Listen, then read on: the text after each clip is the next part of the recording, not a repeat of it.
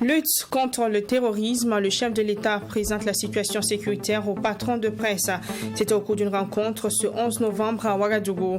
Le capitaine Ibrahim Traoré a interpellé les acteurs du domaine sur leurs responsabilités dans la collecte et le traitement de l'information en cette période de crise. La situation nationale et ses enjeux, quelle alternative? La question a fait l'objet d'un panel ce samedi à la Bourse du Travail de Ouagadougou. Face à l'assistance, deux panélistes, le professeur Mahamadé Sawadogo et André Thioro du MBDHP. Il ressort que la situation sécuritaire est alarmante et la mobilisation populaire serait une belle alternative. Sport, la 27e nuit des champions de l'Association des journalistes sportifs du Burkina est effective ce vendredi. 30 sportifs, 4 personnalités sportives de l'année et 2 personnes qui ont consacré leur vie au sport ont été honorées. Cette édition a été placée sous le signe de la résilience. Des détails en fin de journal. Bonsoir, bienvenue dans ce 20h. Le président de la transition, le capitaine Ibrahim Traoré, a rencontré hier vendredi les patrons de presse burkinabais et leurs responsables en charge de l'information. Objectif, échanger avec ces derniers sur la situation sécuritaire que fait face le Burkina Faso. Sur place, ils ont été interpellés sur les responsabilités dans la collecte et le traitement de l'information en cette période de crise. Le point avec Mamidria Nakamabo. Pendant plus de 2 heures, le chef de l'État et les acteurs de la presse ont eu des échanges sur la situation sécuritaire.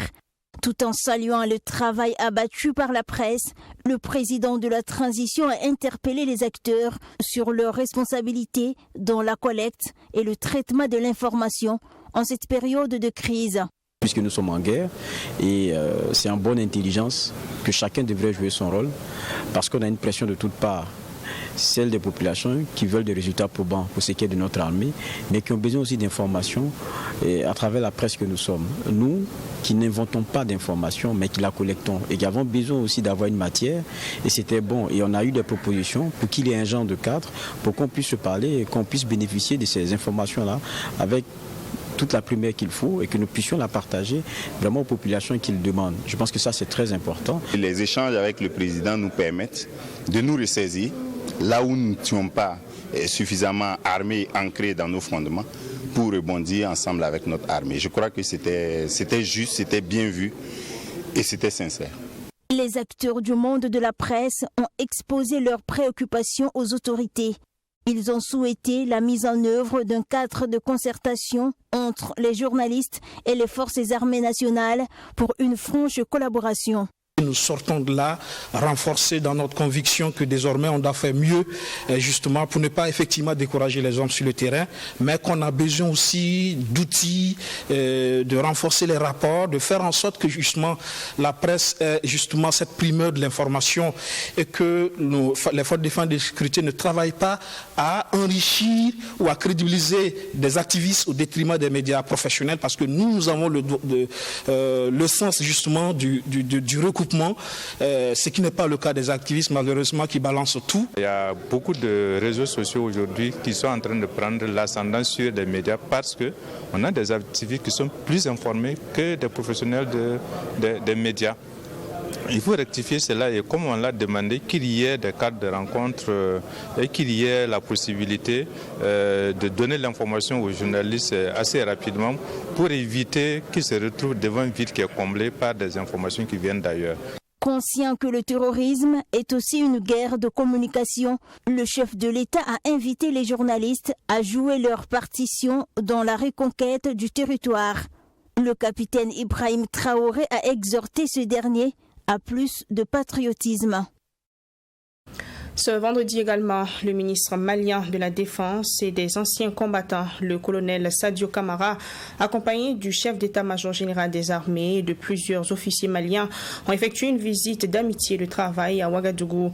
La délégation a été reçue par le président de la transition, le capitaine Ibrahim Traoré. Le colonel était porteur d'un message du président Assimi Goïta à son homologue burkinabé. Le président de la transition a félicité les forces armées maliennes pour cette approche bilatérale qui permet aux deux pays de partager leurs expériences pour des victoires futures dans la lutte contre le terrorisme. La délégation a eu une séance de travail avec leurs homologues du Burkina Faso. Ils ont ensemble passé en revue le partenariat entre les deux pays dans l'optique de renforcer la lutte contre le terrorisme. On écoute donc le ministre malien de la Défense. Cette visite qui est à la fois un honneur et un plaisir a pour but de transmettre un message de fraternité du président de la transition du Mali, son Excellence le colonel Assimi Goïta, à son frère et cadet, son Excellence le capitaine Ibrahim Traoré, président du Faso. Nos deux États et au-delà, nos deux peuples sont non seulement unis par la géographie et l'histoire, mais se battent aujourd'hui au quotidien contre un ennemi commun, le terrorisme. Donc, nous avons reçu les instructions de nos chefs d'État de se mettre ensemble, de mutualiser non seulement les efforts, mais aussi les moyens pour pouvoir faire face à cet ennemi commun et pour le bien-être de nos populations. La salle de conférence de la Bourse du Travail de Ouagadougou a refusé du monde à l'occasion d'un panel organisé par des structures syndicales et des organisations de la société civile ce 12 novembre. Les échanges ont porté sur le thème « La situation nationale et ses enjeux, quelle alternative ?» Pour les panélistes, la situation est préoccupante et l'alternative, c'est la mobilisation de la population pour faire face à l'insécurité. Abdourahmane. Deux panélistes ont décortiqué le thème « Situation nationale et ses enjeux, quelle alternative ?» Il s'agit du professeur Mahamadé Sawadogo, enseignant-chercheur à l'université Joseph Kizerbo, et André Thioro, président du MBDHP, section Oué. Le professeur Mahamadé Sawadogo a d'abord fait un diagnostic de la situation nationale. L'actualité est marquée par la crise sécuritaire avec ses nombreuses conséquences. Pour le panéliste, la situation est alarmante. Aujourd'hui, on parle de 4992 écoles primaires fermées, de 643 établissements du post-primaire fermés, et on considère qu'il y a au moins 1,8327 élèves qui sont concernés par cette situation de fermeture. Au-delà des fermetures d'établissements, ce qui retient l'attention, c'est l'exacerbation même de la violence, le massacre des populations civiles, d'une manière générale, l'explosion de la terreur.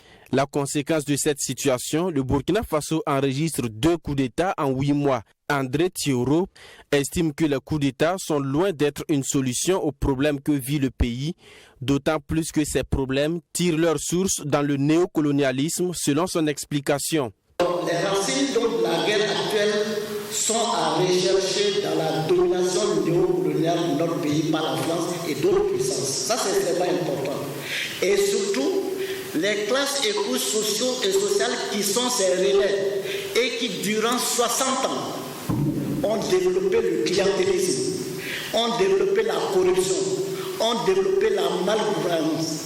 Dans ces conditions, ce n'est pas une surprise qu'on arrive à la guerre civile telle qu'elle se développe aujourd'hui. Donc, un des facteurs du déclenchement de cette guerre, c'est la question du régionalisme, de l'ethnicisme.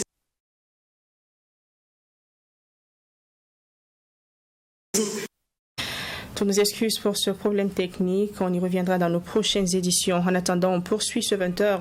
L'Observatoire indépendant des valeurs civiques et citoyennes encourage la jeunesse à s'enrôler massivement pour défendre la patrie contre l'hydre terroriste, notamment celle des zones sous menace terroriste. C'est un appel lancé au cours d'une rencontre avec la presse ce samedi 12 novembre 2022. L'OIVC informe que ses membres sont déjà dans certaines localités du Burkina pour sensibiliser les populations sur la nécessité de se faire enrôler. On en parle avec Linda Sarah Kabouri. L'Observatoire indépendant des valeurs civiques et citoyennes félicite les autorités de la transition pour l'initiative de recrutement des 50 000 volontaires pour la défense de la patrie. Il dit être satisfait de l'engouement des jeunes des grandes villes pour s'enrôler et défendre le Burkina Faso contre le terrorisme. Cependant, l'Observatoire déplore la morosité des inscriptions dans les zones où sévit l'insécurité. Pour changer la donne, les responsables de l'association disent mener une campagne de sensibilisation à l'endroit des jeunes vivant dans ces localités. Depuis une semaine, d'autres camarades de l'organisation sont un peu partout au Burkina, pas dans les grandes villes, mais dans les zones inaccessibles, dans les zones dites rouges, pour mobiliser les gens à sortir. Pour ma part, je vous dis que ça n'a pas commencé aujourd'hui. J'ai même un papier ici. Je suis VDP, ça vaut 1 an et quelques. Et je pars au front. Voici le papier que vous pouvez tous regarder. Je vais discuter comme ça avec les terroristes d'arrêter de baisser les armes. J'ai déjà pu convaincre 120 terroristes à déposer les armes que moi-même j'ai fait charger dans un tricycle pour venir donner à l'armée. Au-delà de poser ce acte, c'est-à-dire celui de s'enrôler VDP, il est impératif que cette transition réussisse. Cette réussite est la condition sine qua non pour éviter une prolongation de la transition ou une autre transition, toute chose qui entrave le développement du Burkina Faso. C'est pour éviter éventuellement un MPSR 3. Finir avec l'hydre transitionnel, si je peux le dire ainsi. Parce que depuis combien de temps nous circulons dans la transition et la transition n'a jamais rien réglé. Ça ne fait que mettre le pays en retard. Les bailleurs de fonds ont fermé les robinets. Donc, c'est pour appeler tout le monde à ce que ce n'est pas un soutien au MPSR 2, mais c'est un soutien vraiment à la transition. Comme je l'ai dit, il faut être réaliste. L'Observatoire indépendant des valeurs civiques et citoyennes existe depuis 2014 selon Idrissa Koulibaly et prône entre autres la médiation sociale, la promotion du civisme et des valeurs citoyennes. Situation sécuritaire au Burkina Faso toujours. Quelle contribution de la jeunesse dans l'éradication du phénomène? Djibril Bamogo, président du Conseil régional de la jeunesse du centre, apporte son point de vue. Il explique que la sensibilisation est un bon moyen pour résoudre la crise sécuritaire et sa structure s'active à la sensibilisation des jeunes sur la question et aussi sur l'enrôlement des volontaires pour la défense de la patrie. Des précisions avec Fatima Tanikema dans cet élément. Avec une population majoritairement jeune et rurale, le Burkina Faso, depuis 7 ans, est confronté à une crise sécuritaire. Une situation qui n'est pas sans conséquences au sein de la jeunesse. Confrontés au chômage et à la pauvreté, les jeunes sont souvent prêts à tout risquer pour subvenir à leurs besoins. Et pour éviter des dérives dans ce contexte de crise sécuritaire, au sein de cette frange jeune, le Conseil national de la jeunesse du Burkina Faso travaille à la sensibilisation et à la formation de ses membres. Notamment mettre en place des projets et programmes qui seront capables, qui vont permettre aux jeunes de s'occuper utilement pour ne pas qu'ils soient oisifs. Puisque l'oisiveté est la mère de tous les vices. Donc il y a pas mal d'activités que nous sommes en train de mettre en place afin de renforcer les capacités de cette jeune à s'occuper utilement. Des activités qui leur permettront aussi de renforcer leur amour pour la patrie.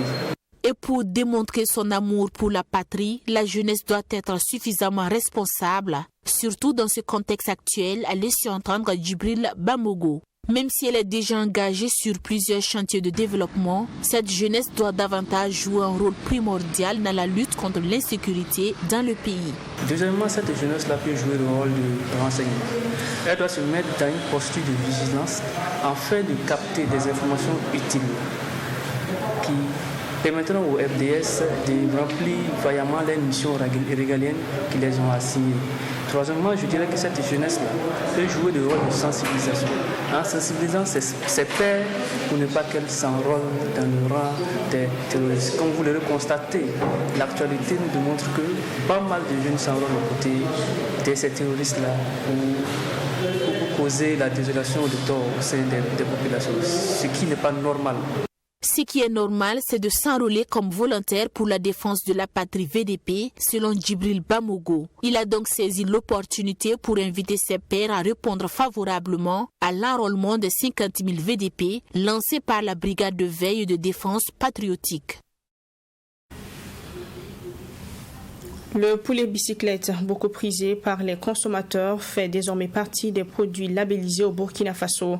Son label a été dévoilé ce vendredi 11 novembre au cours d'une cérémonie officielle. Un appel d'offres lancé depuis 2016 et qui a abouti à la présentation du logo. Les 2 meilleures propositions de logo dans le cadre de l'appel d'offres ont été primées. Des précisions avec Annie Gladista et Ouelassida Kabouri. Au Burkina Faso, le poulet est l'une des viandes les plus consommées par les ménages burkinabés. Afin de promouvoir ces mets locaux, le gouvernement burkinabé a lancé le 5 juillet 2021 le projet de labellisation du poulet local communément appelé poulet bicyclette. Ce 11 novembre 2022, le processus suit son cours avec le dévoilement du logotype du poulet bicyclette. Selon Denis Ouedraogo, ministre en charge des ressources animales et halieutiques, le processus de conception du logotype du poulet bicyclette a commencé depuis 2016. Il se réjouit ainsi de l'aboutissement du projet. C'est presque 6 ans de travail et nous sommes parvenus à cela. Cela veut dire que le logo est protégé, et le logotype est protégé par l'Organisation ouest africaine de la propriété intellectuelle. Donc cela permet de vendre notre produit sur le marché international et de sécuriser aussi le consommateur. Tout le monde sait que le poulet bicyclette est fortement apprécié au Burkina Faso et même au-delà de nos frontières. Donc c'était pour permettre à nos producteurs vraiment de se positionner sur le marché national. Abdoul Gebarou Balima, lauréat du prix label La Poulet Bicyclette, décrit les éléments du logotype. Pour lui, c'était un véritable parcours de combattant. 6 ans de réflexion pour concevoir ce logo qui représentera valablement le label Poulet Bicyclette au Burkina Faso et au-delà du pays. Le logo dans l'ensemble s'est construit autour de 4 éléments. Le dynamisme, et puis il y a les localités, c'est-à-dire les différentes régions. Si vous voyez le support, ça représente une assiette. Et ça représente aussi une capsule. C'est pour matérialiser le goût particulier du poulet bicyclette.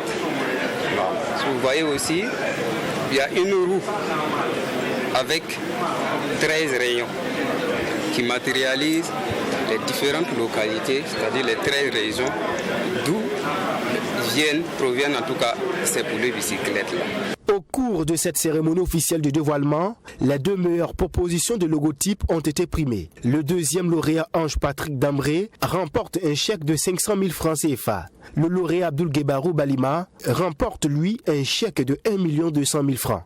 Le ministre Denis Ouedraogo a profité de l'occasion pour inviter l'ensemble des Burkinabés à consommer local. Je vous le dis en titre, la 27e édition de la Nuit des champions de l'Association des journalistes sportifs du Burkina a tenu toutes ses promesses ce vendredi 11 novembre au Palais des Sports de Ouagadougou. Au total, 36 personnes ont été récompensées à cette soirée, dont 30 athlètes des différentes disciplines sportives, 4 personnalités sportives de l'année et 2 personnes qui ont consacré leur vie au sport qui malheureusement sont décédées, à savoir Eladj Noufou Ouedraogo et Ladji Koulibaly. Retour sur la cérémonie avec Yassine Sawadgo. C'est une soirée de récompense aux athlètes qui se sont illustrés de par leur combativité durant la saison sportive 2021-2022. Cette 27e nuit des champions de l'Association des journalistes sportifs du Burkina a permis de reconnaître le mérite de 36 athlètes, dont 30 des différentes fédérations, 4 personnalités sportives de l'année et 2 qui ont consacré leur vie au sport, notamment Noufou Ouedraogo et Ladji Koulibaly, malheureusement arrachés à l'affection du monde du sport. Placée sous les signes de la résilience, cette soirée a été d'un éclat particulier selon le président de l'AJSB. Nous avons tenu à l'organiser pour montrer à l'ensemble du monde sportif, mais pas seulement, à l'ensemble de la société burkinabé, que le monde du sport est debout, le monde du sport est combatif et nous invitons l'ensemble des Burkinabés, chacun en ce qui le concerne selon son domaine, à avoir cet esprit de combativité-là, à avoir cet esprit de gain-là, afin qu'on puisse unir nos forces pour libérer le pays. Cette 27e nuit des champions a été aussi possible grâce à l'accompagnement de structures. Le représentant des partenaires de la Nuit des Champions, édition 2022, salue cette vision des journalistes sportifs et promet continuer dans la même dynamique. Vous savez, le sport, c'est la quête de la performance, la quête d'une meilleure version de soi-même, c'est de l'amélioration au quotidien. Donc vous comprenez que Move Africa qui s'inscrit dans cette dynamique-là va accompagner toute action qui va consister, toute action qui contribue à saluer la performance, à célébrer l'excellence et à saluer, à récompenser les efforts. Pour les lauréats, cette récompense est une interpellation à redoubler d'ardeur dans le travail. Une récompense qui vient également réconforter les familles des acteurs du sport décédés. Oui, ce trophée nous représente beaucoup de choses pour la famille Ouédraogo Nouffou parce que le papa consacre toute sa vie au sport et au football en particulier. Donc avoir un trophée venant de l'association de la JSB, c'est vraiment nous réconforter encore dans notre idée aujourd'hui et nous voyons que le papa est toujours vivant parmi nous. C'est comme lui-même l'a toujours dit, il n'a pas qu'une seule famille qui est la famille biologique, il a une grande famille qui est la famille sportive aussi, qui est là, que j'ai vu ce soir. Oui, ce trophée représente vraiment grande chose. Je pense que c'est un sentiment de fierté, de joie vraiment qui m'anime ce soir. En plus de ça, c'est un appel vraiment à continuer à bosser, continuer à travailler vraiment pour mériter ces genres de prix. Je pense que je suis vraiment très fier ce soir. Voilà, du moment où, si je peux le dire, étant un gardien de but, terminer vraiment le meilleur joueur de la saison, c'est rare de voir ça. Je pense que c'est déjà une reconnaissance des travaux abattus durant l'année 2022 et je pense que c'est aussi une occasion pour moi de retravailler encore pour que l'image du Burkina Faso puisse être assainie sur le plan international et aussi de pouvoir travailler pour que l'occasion que la JSB m'a donnée de pouvoir avoir un trophée ne soit pas une erreur. Fini la 27e édition de la Nuit des Champions. L'Association des journalistes sportifs du Burkina donne encore rendez-vous pour la 28e la saison prochaine. On termine en sport. Dans le cadre de la journée FIFA, les étalons du Burkina affrontent les éléphants de la Côte d'Ivoire en match amical international. Pour faire face à cette équipe, le sélectionneur des étalons, Hubert Velud, a convoqué 24 joueurs. Il a rendu public cette liste hier lors d'une conférence de presse. Parmi les joueurs sélectionnés, on note la présence des cadres de l'équipe et des retours en sélection. Assami Touré. C'est une liste de 24 joueurs que Hubert Velud a présenté devant la presse ce jeudi. Une sélection où on retrouve les inconditionnels comme Issoufou Dayo, Issa Kaboré, Hervé Kofi, Bertrand Traoré, Edmond Tapsoba pour ne citer que cela. On remarque également le retour de Hassan Bandé, Nasser Djiga et Tova Boni pour sa première avec le technicien français. L'objectif pour cette rencontre est de faire une bonne prestation. Donc l'objectif du match de la Côte d'Ivoire, c'est bien sûr la continuité, je dirais, des deux regroupements. Un regroupement officiel au mois de juin, plus un regroupement en amical au mois de septembre. C'est la continuité des choses. Et c'est vrai que ce qui m'intéressait à travers ce match de la Côte d'Ivoire, c'est jouer une opposition très forte, très forte, plus forte que ce qu'on a joué au mois de juin et au mois de septembre. C'est ça le principal critère. Mais moi, je suis très satisfait d'avoir pu organiser ce match. Je pense que dans notre progression, dans notre préparation, dans notre parcours, c'est un match très important à tous les niveaux. Le cas Adama Fofana a été évoqué également. Pour plus de transparence sur sa nationalité burkinabé ou ivoirienne, Velud se veut prudent. Fofana a été remplacé donc par Cheikh Ouedraogo de l'Asfaïninga, le seul d'ailleurs sur le plan local dans la liste de Velud. Il y a pratiquement 95% de la liste est composé de gens que j'ai eus au mois de juin et au mois de septembre, hormis Trova Boni, qui n'était pas là. En ce qui concerne Mohamed Konaté, j'ai vu que ses stats récemment effectivement explosent. Il y a une grande montée dans ces statistiques. Ça, c'est très important pour un attaquant. Mais, comme je l'ai dit tout à l'heure, j'ai quand même préféré privilégier les gens qui étaient avec moi, que je connais déjà, parce que la Côte d'Ivoire, c'est un match très particulier. On rappelle, ce match contre la Côte d'Ivoire se joue à Marrakech le 19 novembre. C'est la fin de ce 20h. Merci de l'avoir suivi. Je vous retrouve la semaine prochaine pour de nouvelles éditions. D'ici là, portez-vous bien et restez avec nous sur Truy TV. Très bon week-end à toutes et à tous. Bonsoir.